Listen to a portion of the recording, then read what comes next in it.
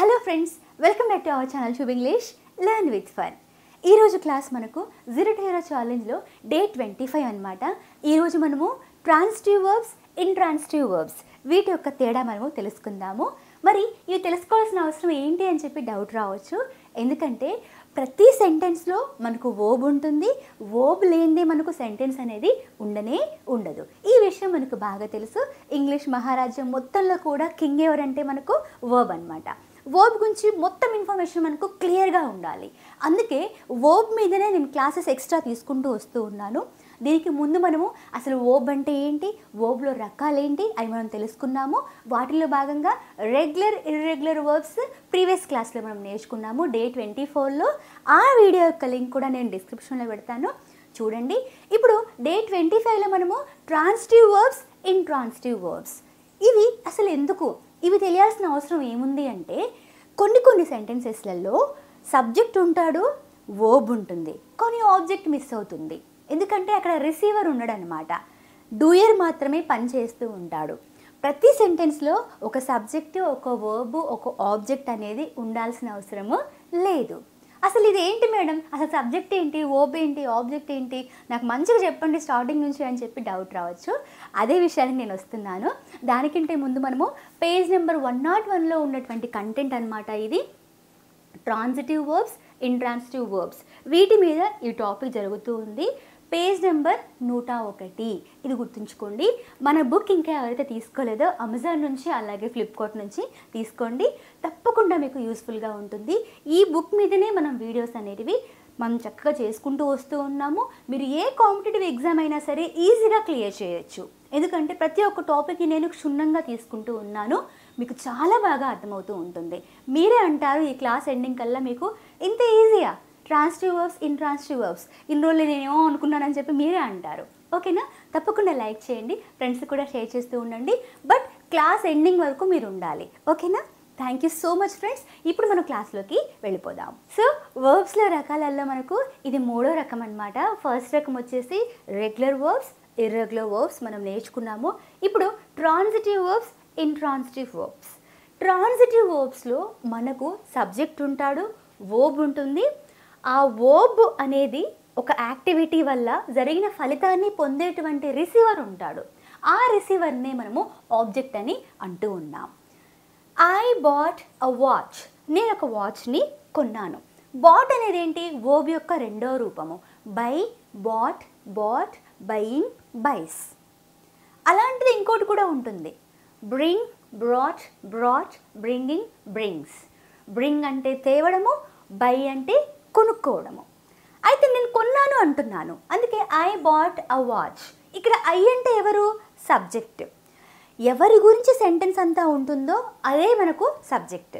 అలాగే ఆ సెంటెన్స్లో డూయింగ్ ఎవరైతే చేస్తారో, పని అంటే ఆ సెంటెన్స్లో వర్క్ ఎవరైతే పర్ఫామ్ చేస్తారో వాళ్ళని మనము సబ్జెక్ట్ అంటున్నాము.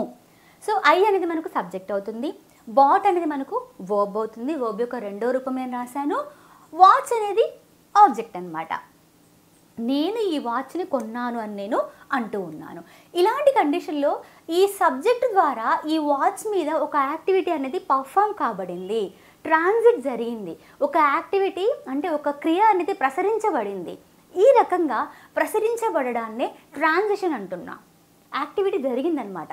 ఈ రకంగా ఒక సెంటెన్స్లో మనకు సబ్జెక్ట్ ఉండి, వర్బ్ ఉండి, ఒక రిసీవర్ ఉన్నాడు అనుకోండి, ఒక ఆబ్జెక్ట్ అంటే కర్త ద్వారా చేయబడిన ఆ పని ఫలితాన్ని అనుభవించేటువంటి ఆ పర్సన్ ఉంటే, పర్సన్ కానీ థింగ్ కానీ ఏదైనా ఉంటే దాన్ని మనము ట్రాన్సిటివ్ వర్బ్ అని అంటూ ఉంటాం.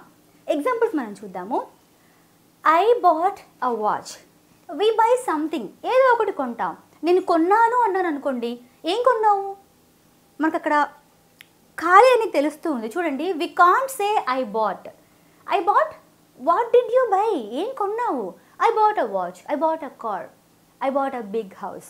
ఇవన్నీ నేను కొన్నాను అని చెప్తున్నాను కాబట్టి we can't say I bought blank. We have to say I bought something. So ఈ సంథింగ్ అనేది మనకు తెలుస్తూ ఉంది, నీడ్ని మనకు చెప్తూ ఉందన్నమాట. Then we like the match, మేము మ్యాచ్ని ఇష్టపడ్డాము. వి అనేది సబ్జెక్ట్, లైక్డ్ అనేది మనకు వర్బ్ అనమాట, మ్యాచ్ అనేది మనకు ఆబ్జెక్ట్ అవుతూ ఉంటుంది. సబ్జెక్ట్, వర్బ్, రిసీవర్ అనేటువంటి ఆబ్జెక్ట్ మనము చూస్తున్నాం. అలాగే Ramu close the door. Ramu డోర్ని క్లోజ్ చేశాడు. ఇక్కడ సబ్జెక్ట్ ఉంది, క్లోజ్ చేయడం పని అవుతుంది, డోర్ మీద యాక్టివిటీ జరిగింది కాబట్టి ఈ డోర్ అనేది మనకు ఆబ్జెక్ట్ అవుతుంది. మరి ఇంట్రాన్సిటివ్ వర్బ్లో మనకు ఆబ్జెక్ట్ అనేది ఉండదు. సబ్జెక్ట్ ఉంటాడు, వర్బ్ ఉంటుంది, జస్ట్ పని చేస్తాడు అంతే. కానీ ఎవరి మీద పని చేస్తాడనేది మనకు తెలియదు, జస్ట్ అది ప్యాసివ్గా ఉంటుందన్నమాట. అది మనం ఇప్పుడు చూద్దాము. చూడండి, ట్రాన్సిటివ్ వర్బ్లో నేను ఈ అమ్మాయి హ్యాపీగా ఉంది, జుట్లు కూడా ఇలా అన్నాయన్నమాట. కానీ ఇంట్రాన్సిటివ్ వర్బ్లో లేదు, జుట్లు ఇలా ఉన్నాయన్నమాట. ఇంట్రాన్సిటివ్ వర్బ్స్, ఈ అమ్మాయిని చూడండి, ఇంట్రాన్సిటివ్ వర్బ్లో యాక్టివిటీ జరుగుతుంది, బట్ ఎవరి మీద అనేది ఆ యాక్టివిటీ ట్రాన్సిట్ జరగదన్నమాట. సబ్జెక్ట్ ఉంటుంది, వర్బ్ ఉంటుంది. The baby smiled. పాప నవ్వింది అంతే. తన నుంచి యాక్టివిటీ ప్రసరించబడింది కానీ ఒక ఆబ్జెక్ట్ మీద యాక్టివిటీ అనేది జరగలేదు, అది మనం గుర్తించాలి. The baby cried. తను ఏడ్చింది. The baby laughed. తను నవ్వింది. ఈ రకంగా మనము చూస్తూ ఉన్నాము. ఇక్కడ మనకు ఆబ్జెక్ట్ అనేది లేదు, యాక్టివిటీ అనేది ప్రసరించబడలేదు. అందుకే దీన్ని మనము ఇంట్రాన్సిటివ్ వర్బ్స్ అని అంటూ ఉన్నాం. ఈ ఇంట్రాన్సిటివ్ వర్బ్స్లో మనకు ఆబ్జెక్ట్ అనేది మిస్ అవుతూ ఉంటుంది. You can't have an object after an intransitive verb. Intransitive verb తర్వాత మనకు ఆబ్జెక్ట్ అనేది మిస్ అవుతూ ఉంటుంది. The car stopped.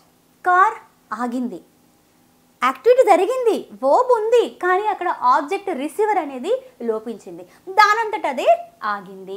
We arrived in the afternoon. మేము మధ్యాహ్నం వచ్చాం, పని జరిగింది, కానీ ఆబ్జెక్ట్ అనేది రిసీవ్ కాబడిందా? కాబడలేదు. She coughed strangely. తను చాలా వింతగా దగ్గింది అని నేను అంటూ ఉన్నాను. దగ్గింది, తన నుంచి ఒక యాక్టివిటీ జరిగింది, ఆ యాక్టివిటీ జరిగిందే కానీ ఎవరి మీద కూడా యాక్షన్ అనేది పర్ఫామ్ కాబడలేదు. అందుకే ఇది మనకు ఇంట్రాన్సిటివ్ వర్బ్ అనమాట. అలాగే your dog box a lot. నీ కుక్క చాలా అరుస్తుంది అని నేను అంటున్నాను. అరిసేటువంటి స్వభావం కలిగి ఉంది. It box a lot. చాలా ఎక్కువగా అరుస్తూ ఉంది. మీకు తెలుసు కదా, బాక్స్ అంటే ఏంటి? అరవడం. అలాగే బాక్ అంటే చెట్టు బెరడును కూడా మనము బార్క్ అనే అంటూ ఉంటాం. సో మీకు తేడా అనేది తెలుస్తూ ఉండాలి. The sun rose quickly. సూర్యుడు త్వరగా ఉదయించేశాడని నేను అంటూ ఉన్నాను. రైజ్ అంటే ఉదయించడం, లేదా కూర్చున్న వ్యక్తి నిలబడడం, ఇవన్నీ కూడా రైజ్ కిందికి వస్తూ ఉంటాయి. వర్బ్ ఫార్మ్స్ వచ్చేసి rise, rose, risen, rising, rises, ఇవన్నీ కూడా మనకు తెలియాలి. The sun rose quickly. ఇక్కడ రోజ్ అంటే గులాబీ రోజ్ కాదు, ఇది వర్బ్ అనమాట. మరి రోజ్ అంటే గులాబీ కాదా మేడం అంటే గులాబీ కూడా, కానీ ఇక్కడ మనం వర్బ్గా తీసుకున్నప్పుడు మాత్రం అది రోజ్ అంటే V2 form of rise. The sun rose quickly. సూర్యుడు త్వరగా ఉదయించాడు అని నేను అంటూ ఉన్నాను. ఇలాంటి కండిషన్లో యాక్టివిటీ జరిగిందే కానీ యాక్టివిటీ వేరే ఆబ్జెక్ట్ మీద ట్రాన్సిట్ జరగలేదు, కాబట్టి దీన్ని మనము ఇంట్రాన్సిటివ్ వర్బ్ అని అంటున్నాం. అలాగే ఐ వాజ్ స్లీపింగ్ దెన్. ఆ సమయంలో నేను నిద్రిస్తూ ఉన్నాను. యాక్టివిటీ జరిగింది, బట్ ఎవరి మీద పర్ఫామ్ కాబడలేదు, కాబట్టి మనకు అది ఇంట్రాన్సిటివ్ వర్బ్ అనేది అవుతూ ఉంటుంది. బండ గుర్తు ఏంటంటే ట్రాన్సిటివ్ వర్బ్స్లో సబ్జెక్టు, వర్బ్, ఆబ్జెక్ట్ ఉంటుంది, రిసీవర్ ఉంటాడు. సబ్జెక్ట్ ద్వారా చేయబడినటువంటి పని ఏదైతే ఉంటుందో అది మనకు రిసీవర్ మీద యాక్షన్ అనేది పర్ఫామ్ కాబడుతూ ఉంటుంది. I'm cutting vegetables. నేను చేసేటువంటి యాక్టివిటీ ఏంటి? కటింగ్. దేని మీద? వెజిటబుల్స్ మీద. కాబట్టి ఇక్కడ ఆబ్జెక్ట్ ఏంటి? వెజిటబుల్స్ అనమాట. సో ఎక్కడైతే సబ్జెక్ట్, వర్బ్, ఆబ్జెక్ట్ ఉంటుందో అలాంటి వాటిని మాత్రమే మనము ప్యాసివ్ వాయిస్లో రాయగలము. ఇలాంటి వాటిని మనం ప్యాసివ్ వాయిస్లో రాయలేం, ఎందుకంటే ఇక్కడ ఆబ్జెక్ట్ ఉంటుందా? ఉండదు. ప్యాసివ్ వాయిస్లో మనకు ఆబ్జెక్ట్ని మనము సబ్జెక్ట్ స్థానంలోకి తెచ్చుకుంటాం. అందుకే I bought a watch. A watch was brought by me. అందుకే ఐ బాట్ అ వాచ్. నేను వాచ్ని కొన్నాను. ఇది V2 అనమాట. V2 వచ్చినప్పుడు వాజ్ వర్బ్ ప్లస్ V3 మనము రాయాలి. Subject I, bought V2, watch అనేది ఆబ్జెక్ట్. ఈ ఆబ్జెక్ట్ని మనము ప్యాసివ్ వాయిస్లోకి వచ్చినప్పుడు ఈ ఆబ్జెక్ట్ని సబ్జెక్ట్ స్థానానికి తెచ్చుకుంటాం. అప్పుడు a watch was bought by me. నా ద్వారా వాచ్ అనేది కొనబడింది అని నేను అంటూ ఉన్నాను. అలాంటి కండిషన్లో ఈ ట్రాన్సిటివ్ వర్బ్స్ని మాత్రమే మనము ప్యాసివ్ వాయిస్లో మార్చగలం. కానీ ఇంట్రాన్సిటివ్ వర్బ్స్ ఏవైతే ఉంటాయో వీటిని మనము ప్యాసివ్ వాయిస్లో మార్చలేము. చూడండి ఎగ్జాంపుల్, ఇక్కడ కొన్ని వర్బ్స్ ఉన్నాయి, మనం చూద్దాము. సిట్ కూర్చోవడం, కూర్చుంటాం. యాక్టివిటీ పర్ఫామ్ చేస్తామా? చెయ్యం. కూర్చోవడం కూడా పని కిందకే వస్తూ ఉంటుంది. అలాగే యాన్, యాన్, యాన్ మీన్స్ ఆవలించడం. యాన్ ఆవలించడం యాక్టివిటీ జరిగింది, కానీ ఎవరి మీద యాక్టివిటీ అనేది మనము చెప్పలేమన్నమాట. అలాగే మూవ్ కదలడము, స్టార్ట్ అవ్వడము, ఓపెన్ అవ్వడము, అలాగే క్లోజ్ అవ్వడము, ఎండ్ అవ్వడము, పరిగెత్తడము, డూ చేయడము, చేంజ్డ్ మారడము, ఇవన్నీ కూడా వర్బ్స్ అనమాట. ఇవన్నిటిని కూడా మనము వర్బ్సే అంటున్నాము, కాకపోతే ఇవన్నీ కూడా ఇంట్రాన్సిటివ్ వర్బ్స్ అనమాట. వీటిని మనము ప్యాసివ్ వాయిస్లో రాయలేము, కానీ ట్రాన్సిటివ్ వర్బ్స్ని మాత్రం మనము ప్యాసివ్ వాయిస్లో రాయగలం. మరి ఇంకెందుకు ఆలస్యం, ఇంత చక్కటి క్లాస్ని మీరు విన్నారు, మీకైతే ఒక ఐడియా వచ్చింది ట్రాన్సిటివ్ వర్బ్స్ అలాగే ఇంట్రాన్సిటివ్ వర్బ్స్. ఈ బొమ్మల్ని బాగా గుర్తుంచుకోండి. ట్రాన్సిటివ్లో మనకు 3 ఉంటారు భటులు, ఇక్కడ మాత్రం 2 ఉంటారు. ఎవరి మీద యాక్టివిటీ అనేది పర్ఫామ్ అయింది మనకు తెలియదు, జస్ట్ యాక్టివిటీ జరుగుతూ ఉంటుంది. She is smiling, they are crying, activity జరుగుతుంది కానీ ఎవరి మీద మనకు పర్ఫామ్ అనేది తెలియదు అనమాట. సో దీన్ని మనం ఇంట్రాన్సిటివ్ వర్బ్స్ అని అంటూ ఉన్నాము. ఈ పిక్చర్స్ అయితే బాగా మనసులో ఉంచుకోండి. అలాగే మన నెక్స్ట్ క్లాస్ వచ్చేసి finite verbs and non finite verbs అనమాట. ఇది చాలా ముఖ్యమైనటువంటి క్లాస్. ఏ క్లాస్ అయినా సరే ఇంపార్టెంట్, ఇదే కాదు, అది కూడా ముఖ్యమే, ఇది కూడా ముఖ్యమే, దీని ముందు క్లాస్ కూడా ముఖ్యమే. ఏంటంటే అసలు వర్బ్స్ అంటే క్లియర్గా మనకు తెలియాలి. ఇది తెలిస్తే మనము ఏదైనా చేయొచ్చు. అందుకే నేను క్షుణ్ణంగా ఒక్కొక్క టాపిక్కి ఒక్కొక్క క్లాస్ అనేది నేను తీసుకుంటూ ఉన్నాను. తప్పకుండా మీరు ఈ నోట్స్ని మీరు కాపీ చేసుకోండి. అలాగే మన వీడియోని లైక్ చేయడం మర్చిపోవద్దు, ఫ్రెండ్స్ కూడా షేర్ చేయండి. ఒకవేళ మీకు కూడా ట్రాన్సిటివ్ వర్బ్ అలాగే ఇంట్రాన్సిటివ్ వర్బ్ను ఉపయోగించి ఏమైనా 2 సెంటెన్సెస్ ఫ్రేమ్ చేయాలనుకుంటే మీరు కూడా కామెంట్ సెక్షన్లో ఫ్రేమ్ చేయండి, తప్పకుండా నేను మీకు రిప్లై చేస్తాను. లైక్ చేయడం మర్చిపోవద్దు ఫ్రెండ్స్, ఇంకా ఫ్రెండ్స్ కూడా షేర్ చేయండి. ఇంకా ఎవరైతే సబ్స్క్రైబ్ చేసుకోలేదో వాళ్ళు కూడా సబ్స్క్రైబ్ చేసుకోండి. ఇంకా మన వద్ద 0 to Hero spoken English course కూడా ఉంది. ఈ కోర్స్లో జాయిన్ అయ్యారనుకోండి, ప్రతి సండే నేను మీకు లైవ్లో క్లాస్ తీసుకుంటాను. 2 hours ఆఫ్ క్లాస్ ఉంటుంది, ప్రాక్టీస్ సెషన్స్ నడుస్తాయి, కన్వర్జేషన్స్ ప్రాక్టీస్ చేపిస్తాను, స్టోరీ టెల్లింగ్ ఉంటుంది, చక్కగా మీకు గ్రామర్ కంటెంట్ కూడా నేను టీచ్ చేస్తూనే ఉంటాను. మీకు ఏ డౌట్ వచ్చినా కూడా అనుగుణంగా చాట్ సపోర్ట్ కూడా ఉంటుంది. మీరు చేయాల్సింది ఒకటే, మన యాప్ని డౌన్లోడ్ చేసుకోవాలి. ఈ యాప్ సంబంధించిన డీటెయిల్స్ అన్నీ కూడా నేను డిస్క్రిప్షన్లో ఇస్తాను. అలాగే ఈ నెంబర్ కూడా మీరు వాట్సాప్లో హాయ్ పెట్టండి, నేను తప్పకుండా మీకు నేను డీటెయిల్స్ షేర్ చేస్తాను. ఇంకెందుకు ఆలస్యం, తప్పకుండా జాయిన్ అవ్వండి. Thank you so much for watching friends, bye.